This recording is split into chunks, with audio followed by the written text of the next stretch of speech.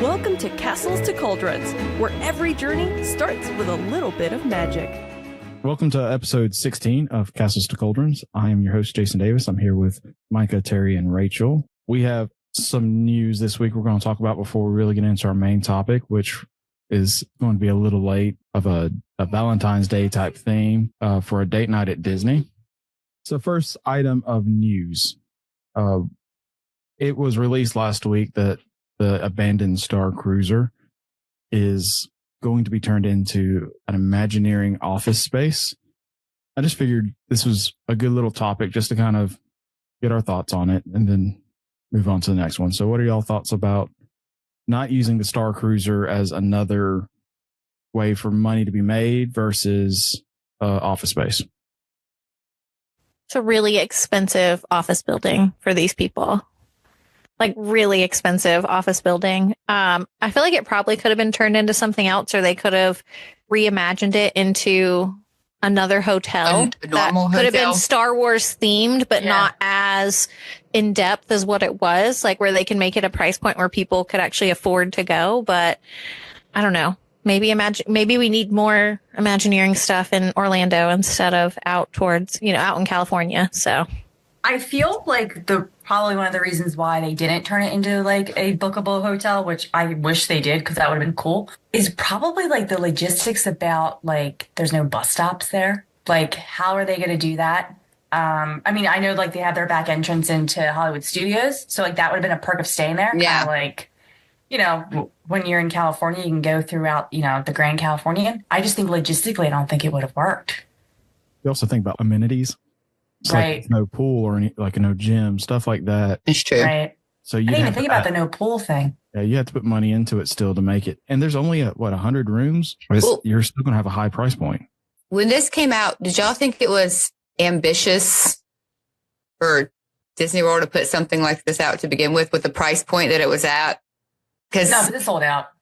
I sold it. really, I had people love it. I had people double book it. Like, I mean, we sold it. So it wasn't, I don't think it was ambitious. I think they saw a market that they could advertise to and they got the price point for it. And I think they went after it. But then, staffing it became an issue. mm-hmm. Changing the stories would Right. be, if you would have come online with 2 or 3 stories to be booked, knowing that you weren't going on the same cruise every time. mm-hmm. Is that price that's point? what it was. Yeah. Go ahead. I was going to say people they went on at one time. It wasn't something that you would redo. Like you're not going to go again because you're going to get the exact same storyline. That's a lot of money to spend to have the exact same experience. The positive there, though, is you could have chosen the story you wanted. If Mm-hmm. you could have been the good guy, the bad guy, the smuggler type stuff. So you wouldn't have necessarily gotten the full-on same story. You would have gotten the main story the same. I mean, I know people that say if Universal does a version like Harry Potter, if they could ever get that they don't care what the price is, that they would pay for it and go because that's something they want to do. For sure. I wrote a whole blog back when I was blogging about how Universal could really take that idea and one up it and make it where people would buy it. Because with Harry Potter, if you said, okay, you're staying in the Hogwarts castle, if you're staying in your house, If you could have a sorting hat that would just tell them your family's going here, that would be a whole experience. And like every time you could get a different house. and you could have put it at the same price point that Disney had it at, but then instead have your robes are included, your books are included, you get money from the A wand. Your wands. Mhm. all that stuff is included when you get there, but you just go and buy it when you get there. So it's like your Diagon Alley day is going into Green Gots, doing all that stuff. But it's there. I think people would buy Harry Potter. I don't think Universal's going to touch something like that right now with this fresh off. Was that closed 2 years ago? Yeah. Yeah. It wasn't open that long. Just over a year, right? I think it opened in May, Yeah. and then it closed in September. I mean, I'm not even that. 23, right? Yeah, I'm not even a big Star Wars fan, and I thought it looked cool, and I would have enjoyed that because I enjoy that type of stuff. Because I've said this before, I'm a big giant nerd. Like, I would have just really enjoyed the experience, but for someone who's not a huge Star Wars fan, it was hard for me to look at the price and go, you know what? I'm going to spend that, even though like I don't understand the storylines that well, but it still looked fun. As a OG Star Wars fan, this didn't appeal to me because it wasn't Darth Vader, Luke Skywalker, Han, and all those people. It was the Disney characters, and I'm like, I would have paid to go to it because I still think it would have been fun. I will say that I think Imagineering moving into that space is 100% a win for us in Orlando. You know, they were supposed to build the Lake Nona Imagineering campus. Bob Chapek had made that announcement to move Imagineering from California to Florida. That's when you had a big group of Imagineers leave. They get a lot of love in Disneyland for Haunted Mansion, for Pirates of the Caribbean, and stuff is built for those parks because all the Imagineers are there, and they don't think about Florida weather. So now having Imagineers literally on the back door of a theme park, they're going to see the mistakes that were made for Galaxy's Edge, for Toy Story, learn from them and build from that. But I think, like you said, I think it'll do good for them to be on campus for like cohesion efforts. You know, it's almost like you're in there, you're experiencing it every day. So whether you think about it consciously or not, you're realizing what you love about Florida, what you hate about Florida. Because the biggest problem with me, Toy Story Land, is no shade. It's so hot and it's so kid focused, but there's absolutely no shade in there. So like maybe if they're living in Florida and going back and forth from their cars and their homes, they'll be like, oh, we've got to have lots of cool down spots in whatever we design next. And just like you said, you'll have like a hometown pride almost like they do in California with their rides of let's make the one on the East Coast a lot better than the one on the West Coast. Like let's do ours the best. You also think about like the drainage. Epcot is horrible at the drainage for when they built it. And I think Galaxy's Edge is bad. You're walking through 6 feet of water, it seems like, at some point, just because they didn't think about how much it's not. I know it's not 6 feet. We'll start talking about Star Wars on the East Coast, going to the West Coast. This is going to do with Galaxy's Edge and the Star Wars nights that they have as a hard ticket event in Disneyland. Luke Skywalker is going to make his first appearance in Galaxy's Edge, and they're doing a special nighttime show. The name skips my head right now. That's going to coincide with the fireworks. So they're going to project onto the dark spires, the black spires, behind the Falcon. The cool thing about this is that Disney is now going back on their word of this is a time sensitive land. So when the land was open, they said this is taking place in between episodes 8 and 9 of the new trilogy. And that's it. And now you're bringing Luke Skywalker in. I think this is a big win for Star Wars nerds. It's over my head. I don't care. I don't know Star Wars that well. Me neither. I've never watched Star Wars. I've seen the movies, but I don't understand the timelines and lore. Like if we start talking about Marvel, I know that way more than I do Star Wars. Explain to us that don't know Star Wars lore. So Star Wars lore, anything after episode 6 is Disney. So 7, 8, 9 are Disney movies. And when they built this land, they built it based off of the characters in those movies and their property. So Ahsoka came in because she's live action from the Disney Plus series. Boba Fett came in because he was from a Disney Plus series, and The Mandalorian came in because he's Disney Plus. This is the first original character from George's movies to come in. You can count Chewbacca, but Chewbacca played a pretty big role in the other movies too. But we're seeing OG Luke Skywalker. Not like old school, like not Luke Skywalker that comes in. And not the pansy Skywalker that they had in Last Jedi and Rise of Skywalker. So this where he's hiding on the island. Yeah.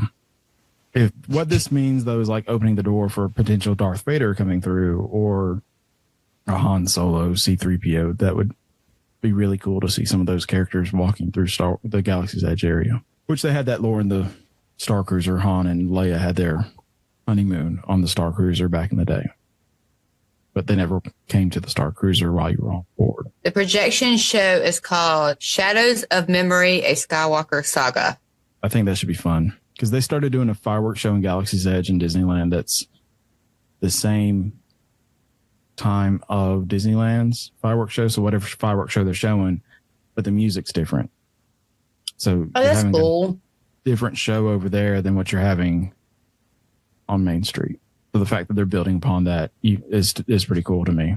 I guess we'll go to our favorite park, my favorite topic, really. Today, as of recording this, it's 100 days till Epic Universe officially opens. So Universal has stated they're going to start releasing stuff every 10 days about the new park. And today, they announced food options for the Four Lands, the hotel, and then Celestial Park, some of the eateries in that the central hub area.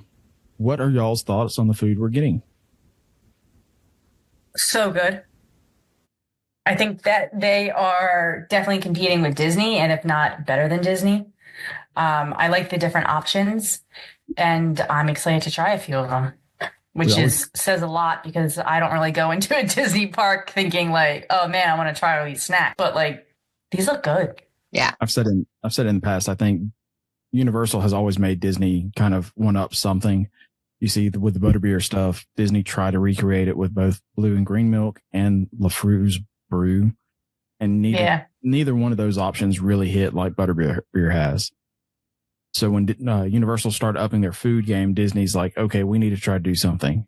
Universal's just bringing that even more forefront with this. Like, I mean, there's some great looking food on here, and I'm a picky eater, as I've stated before. Micah, what is your most looking forward to food? You already talked about butterbeer a little bit, but they have some butterbeer crepes that look delicious. That's going to be in like the Harry Potter Ministry of Magic area. They just look delicious to me. I mean, I honestly love how each land is so specific with the type of food they have and how different they are. You're not going to go in there and you're going to get chicken nuggets and a hot dog, at different places. Like in Ministry of Magic, all of that stuff, since it's based in France, is very like French inspired food and like French food. And at How to Train Your Dragon, it's like meat and potato, that type of stuff. I just love how specific it is to each land and how you can go in and actually, like Rachel said, get excited to try different foods when you're going in there because it is so different than what you're used to as a theme park. So the butterbeer crepes, the thing that I've learned with Universal is never underestimate what they can do with butterbeer. When they first announced like, hey, we're going to do butterbeer fudge, I'm like, that's going to be absolutely disgusting. And I ate it and it was great. And they did the same thing with the ice cream and then the pudding. And it's just like, there is not a miss with what they do with butterbeer. I don't know how they keep making good butterbeer stuff out of the most random of butterbeer things. I don't like butterbeer. I've tried it. I don't like it. None of it? Not a single version? See, no. I think the ice cream is probably the best version. The soft serve ice cream. I love the frozen, but the soft serve ice cream is so good. Terry, what are you looking forward to out of all this Universal food you've ever eaten? I'm going to try this Bowser's Fireball Challenge with this 1 pound meatball. I feel like it's kind of hard to screw up a meatball, and it's not a traditional theme park something to eat. And it's a fun shareable, I feel like. I don't think I saw that in California. I don't think I saw anybody order it. It's got Bowser's face in puff pastry. I mean, like that just looks so good. It does. I hope it's like more meat based and not like filler based. Yes. Like I don't want a bunch of like breadcrumbs. No, I don't want that. I don't want it bready. Yeah. Oh, it's a mushroom marinara sauce. Mm-hmm. So it shouldn't be dry. Oh, you don't like mushrooms? No, I love mushrooms. I'm just allergic. She can't eat there because I think everything has mushrooms in it. That would make sense in Nintendo World. I don't like mushrooms, so I had the burger without mushrooms out there, and it was fine. Hey, Rachel, what are you most excited about? I really want to try the blood orange chicken sandwich in the Dark Universe. Please tell us about that one, since that one's so unique. So it is a flash fried marinade chicken breast with blood orange sauce, with a black bun and tangy pickles and coleslaw. The black bun, I don't care. It's just food coloring. But like, I love coleslaw. I love blood orange chicken. And pickles. I love pickles. Like, I just love everything about this sandwich. I can't wait to try it. It does sound good. Out of all these lands, I think right now this one's the one I'm disappointed in the most because the name of the restaurant is Das Steakhouse, and I was hoping there would be a steak on that menu. Mm-hmm. There You might really want to eat be. steak at a park? Yeah, maybe Get it kebabs. before, like the end of the night or something. People go to Le Cellier and Yeah. get steak. See, Yeah. cut this out. But like, my husband can cook a hell of a steak, and I swear all his steaks are way better than one I can order out. So like, that's why I won't order out steak. Like, I don't see the point of buying it. I like to try to see what everybody does with their steak. Well, I'll be the child here and talk about, because that's not unusual. I want to try the Stormfly's catch of the day in the How to Train Your Dragon, because it looks cool. It does. So cute. It's so fun. It's a young Viking order, so a kid's thing, but it's a fun dessert featuring a chocolate mousse fish nestled atop a bed of colorful Rice Krispies cereal, creating a delightful combination of creamy and crunchy sweetness. I love chocolate, so yeah, I'll just eat that like 6 times for my meal. So good. It's really cute though. Like, I mean, It is cute. It it's is. hard to pick one thing to be excited about because there's so much stuff that looks good and fun, but I just think they did such a good job with the food and the theming. If that doesn't come out like the size of a plate, because of the way they have it photographed, I'm sure it's on a smaller plate, so it looks huge. Anything else we want to talk about with the Epic Universe and food? I really just think they're doing a good job on, hey, we're throwing stuff out there that people may or may not want on a theme park day, but you can still come in and get something. You're not going to get the stuffed cabbage while you're walking through a theme park. Like the pizza, I think a pizza would be good. The pizza, That pizza does look good. Yeah. Moon Pie Pizza, I think's the name of the restaurant. I could sit down for a slice, and that looks like it's like fresh dough. I like how they're staying on theme per world, but it's common stuff, but not the same stuff. Because like you said, some people are picky eaters and they don't want to eat outside of, the box or whatever. But you have the most common things, but they're not presented as here's some chicken tenders and some fries in a basket, a cardboard box, and there you go. I think you'll still get that option somewhere. Oh, too. yeah, you've got to have that. Like the kids' menu isn't going to have fancy food, but they'll present the chicken fingers as a dragon leg or something like that. Yeah. And I like that Helios has the very much more upscale food and the presentation. So it's like, okay, you're going to get something really nice over here, but it's going to be probably a little bit more pricey. Because a salad, That tomato burrata salad looks delicious. Yeah, I don't like tomatoes. Oh, so good.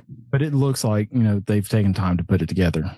Mm-hmm. I'm ready to see more drinks too. I don't know, that meteor drink That looked really cool. Meteor Strike drink. They don't have the actual places for the drinks in the Celestial Park area, but the Meteor Strike, they put a little flaming piece of raw sugar going into your drink. So I'm all about fire into my alcohol. It's a real fireball. Overall, it's gonna be fun to be able to walk around with a drink in hand. We can probably spend 2 or 3 days just trying to eat the unique food they have and drink the unique drinks. Mm-hmm. I like the effort. Yeah, it's definitely an A for effort.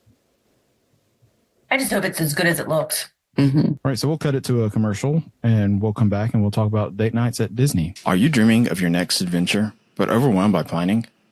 Magical Travel has you covered. With over 22 years in the business, we specialize in Disney destinations, Universal Studios, cruise vacations, and all-inclusive resort getaways. Our services are 100% complimentary when you book a vacation package with one of our knowledgeable agents. Request a free quote to start the planning process at www.magicaltravel.com. Mention our podcast to be connected with one of our agents you are listening to. Okay, so date night at Disney. So I figured with Valentine's Day being this past Friday, we would talk about what would be good options for a date night for you and your significant other at a Disney property, whether it's in the theme park, outside the theme park. It doesn't matter. We just want to keep it on Disney property and make sure that it's easily accessible for those who don't want to Uber all over the town and, go eat at, what is it? Miller's Ale House. I would start See, date night will be like date afternoon into the evening. I'm like an all day date. So leisurely breakfast, wake up late, do my thing. I'm going to stroll over to Coronado Springs because I'm going to have a 1:00 reservation for Sangria University. And I'm going to enjoy my time at Sangria University learning the different types of sangrias while drinking them. And then after I have that experience, I'm going to go over to the boardwalk area. And then I'm going to dine at Flying Fish and have the superb wine list. And then after that meal, I'm going to leisurely walk around the boardwalk area at night because I love it there. And I'm going to head over to Epcot while I continue drinking and me going around the world. And then we're going to end it off with the fireworks. But the day consists of drinking. So you don't want to remember your date night. I mean, it's a long day. It is. Well, It's a lot of drinking. you just get to the right level of like a nice buzz, and you just hold it. You just hold it for the whole day. She's sipping all day, not binging. Yeah, but I think Sangria University is a great thing for couples or friends. I absolutely love the experience. It's different. It's not that expensive. And then, I love a Flying Fish meal. And I love the boardwalk. Flying Fish. I know you've never heard me say Flying Fish before. I absolutely love Flying Fish. Love the boardwalk area at night, all the lights. And then, because I'm right there, just walk over to Epcot. Why don't you finish the night off with a $37 piece of cake? Oh yeah. At Cake Bake? Yeah. Done. Perfect. I'll head back to the boardwalk. And then you can go to Abracadabra Bar and get some magic alcohol. What? The Abracadabra Bar. Where's that at? It's at Boardwalk. You've never heard of that one? It's next to Flying Fish. It's a terrible name for a bar. Can you imagine being drunk trying to say it? Let's go to Abracadabra. Abracadabra. There's just no way it's going to roll off the tongue. I would say go to Jelly Rolls, but they're fixing to close Jelly Rolls. Mm-hmm. I saw that. So Terry, what's your date night? Well, we're starting off in Mexico and Epcot, and we're getting margaritas, and we're not drinking around the world because then we would not make it to date night. Probably that's too much. It's too hot in Florida. Like Rachel said, I'm going to assume this is a kids-free trip because we generally don't drink that much with the kids. Date night, so yeah, no kids. So then what I guess we would do is pop on over to California Grill and go and have a nice dinner with the sunsets. And then I would have to drag my husband, but I have to see the fireworks in Magic Kingdom because I see them away from there, but I want to hear the music. I want to hear the story that goes along with it. Like just seeing the fireworks is not enough for me. Like I have to have like the full experience. So I'm trying to think of a way to make that a date night experience without 75 a dessert party. Yeah, without 75,000 of our closest friends beside us. Dessert party. So a dessert party. They pipe the music in at California Grill. It's not the same. Yeah. You gotta have You want to see like the projections on the castle. Tink has to fly over my head. I mean, I've got to have the full. So a dessert party is the only way to go. Except for I don't want desserts. I only want drinks and like Mickey pretzels with cheese if I could trade them out. Well, there's drinks at the dessert party. Yeah, I'm not a big dessert fan. I'm not even like a big fancy food fan. Like at our wedding, we had what we call bar food. We had like taquitos and chicken tenders and sliders and, so anything like that where we could just sit and watch the fireworks in Magic Kingdom after we've had a couple drinks, nothing too crazy, a good meal and just experience the fireworks and then just hang out with something I've never done. Wait till everyone leaves the park and then leave the park. Like not get caught in that post fireworks cattle drive to the buses or the minivans or whatever you're taking home. Like we could just leisurely stroll about and have someone pick us up. You've never closed the park? No. Well, besides one time we've always been with the kids. And so it's like most of the time they're already asleep. So we're pushing them in the strollers anyway. So it is so cool. Has anybody else closed the park? Mm-hmm. I have, yeah. Being the last is And it's crazy in Disneyland. Like, since you're doing this by yourself in a couple weeks in Disneyland, Yeah.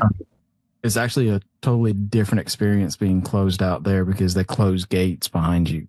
Me and Beth were the officially last people outside of Disney California Adventure one time. Like, we walked out and they shut the gates behind us. It was really cool. I've been in Hollywood Studios, Magic Kingdom, and Disneyland Park before it opens. Ooh. That's funky. I bet Cool, that, but it's You so get, like, really quiet. good- I was gonna say, It is very it's very quiet. surreal, I bet. Yeah. Just like looking Yeah, we around. can't, like, when we do it for events, we can't, like, wander off. We have to stay with the group. But it's pretty cool because, like, you get some really nice shots. So closing out is really cool. We've done Epcot before it opened, like World Showcase, when we did our engagement pictures. That's nice. About Magic Kingdom, I don't know how many times. Like Beth and our friends laying on Main Street with no one behind them type pictures.